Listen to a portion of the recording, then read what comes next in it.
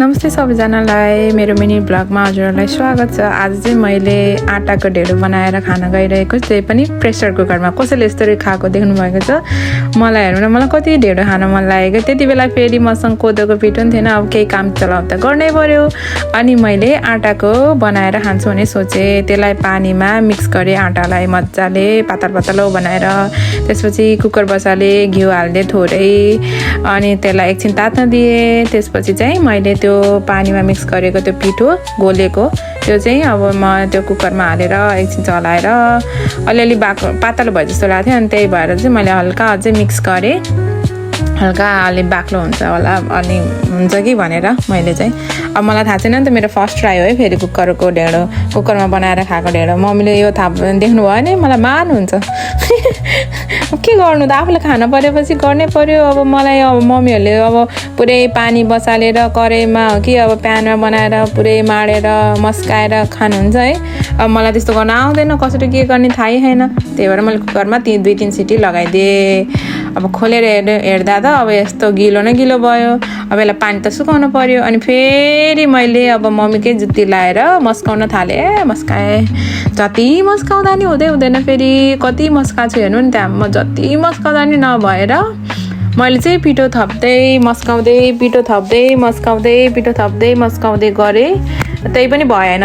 हेर्नु नि त्यहाँ कस्तो गिलो भएको थियो। अब त्यो कुकरमा बनाउन त हुने मिल्ने, तर अब कसरी बनाउने, कति क्वान्टिटी पिठो हाल्ने, कति क्वान्टिटीको पानी हाल्ने भन्ने कुरा त थाहा भएन भने चाहिँ यसरी मैले जसरी नै दुःख पाइन्छ।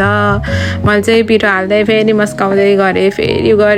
लास्टमा चाहिँ मैले अनि हार खाएर अब योभन्दा म धेरै केही गर्न सक्दिनँ भनेर चाहिँ मैले अब यसलाई म यति नै अन्त्य गरेर मैले यसलाई नै मस्काएर यतिकै खान्छु भनेर सोचिसकेको छु। अब त्यहाँ हेर्नु, अब खै अब यो फेरि हालेको रहेछु भिडियोमा। अब यहाँ थाहा भएन मलाई भन्दा फेरि हालेछु। अब चाहिँ स्टप हुन्छ कि भनेको, खै स्टपै हुँदैन त, म त घोले भएछु त नि। ल हेर मेरो पारा, यस्तो पनि कसैले गर्छ त।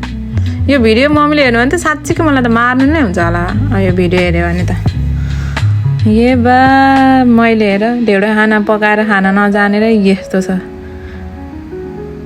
फाइनल्ली। अनि बनाएर यो चाहिँ अति हो, ल भयो, अब यो पुग्यो, योभन्दा बेसी म अब केही गर्न सक्दिनँ भनेर चाहिँ यति नै गर्छु।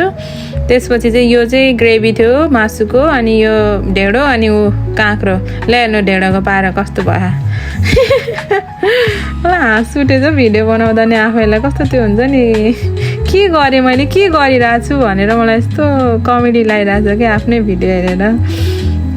अनि त्यसपछि अब खाने पाला त भयो, अब खानु पर्यो। अनि त्यसपछि मैले खान थालेँ, तर लास्ट चाहिँ मिठो भएको थियो है। फेरि मलाई चाहिँ एकदमै मन पऱ्यो क्या ढेँडो। म पहिला त्यस्तो खाँदिनँ थिएँ क्या, नेपालमा खान पनि जान्दिनँ थिएँ। मम्मीहरूले कहिले बनाउँदा कहिले ल त ल्याउनु भनेर अब चपाएर खाने गर्थेँ कहिलेकाहीँ, अनि खाँदिनँ थिएँ। अब यहाँ आएँ, अनि अब सञ्जीवसँग भेटेको बेला सञ्जीवले बनाउनुहुन्छ होइन, माई हस्बेन्ड सञ्जीव चाहिँ मेरो हस्बेन्ड हुनुहुन्छ, उहाँले पकाउनुहुन्छ कहिलेकाहीँ भेट्दाखेरि चाहिँ। अनि उहाँलाई चाहिँ आउँछ बनाउन, अनि मिठो लाग्ने। त्यसपछि मलाई त कस्तो खान मन लाग्यो कि याद आएर हिजो त, त्यही भएर मलाई खान्छु जसरी नै आज बनाएर, जस्तो सुकै होस् जेसुकै होस् भनेर मैले यहाँ पुरै खानालाई बनाएर खाइसकेँ। आधी त खाइसकेँ है त्यहाँ, यस्तो मिठो लागेको थियो। तातो त निल्नु हुँदो रहेछ है। फेरि आन्द्रामा टाँसिँदै पुरै त्यो भित्र थालै जाने गरेर भित्रको आन्द्रासम्म पुग्दा पनि थाहा हुने गरेर खाएर म तातो यस्तो। त्यो फेरि मौसम नि त्यस्तै छ क्या, चिसो छ अहिले एडलेटमा, यस्तो गर्मी। मैले यहाँ पेट पोलेर यस्तो गरेछु, देखिहाल्नु भयो क्या मेरो पारा कस्तो छु म। फेरि यस्तै हो, घर बस्दा यस्तै भात्राङ। अब यो भिडियो यहाँ यो यस्तो देख्यो भने नि त मम्मीले फेरि मलाई गाली गर्नुहुन्छ, यस्तो भिडियो हाल्ने, यस्तो गर्ने भनेर मलाई स्योर गाली गर्नुहुन्छ। तै पनि म हाल्दैछु आज चाहिँ जे पल्ला। अनि मेरो चाहिँ कस्तो नराम्रो बानी के छ भन्दाखेरि चाहिँ खाँदाखेरि खै किन कसरी नाकबाट सिकान त बगेकै हुन्छ कि, कति नराम्रो कुरा है। तर यो त भिडियोमा भन्ने जरुरी त थिएन, तर त्यहाँ देखिया रहेछ, त्यही भएर भनेको।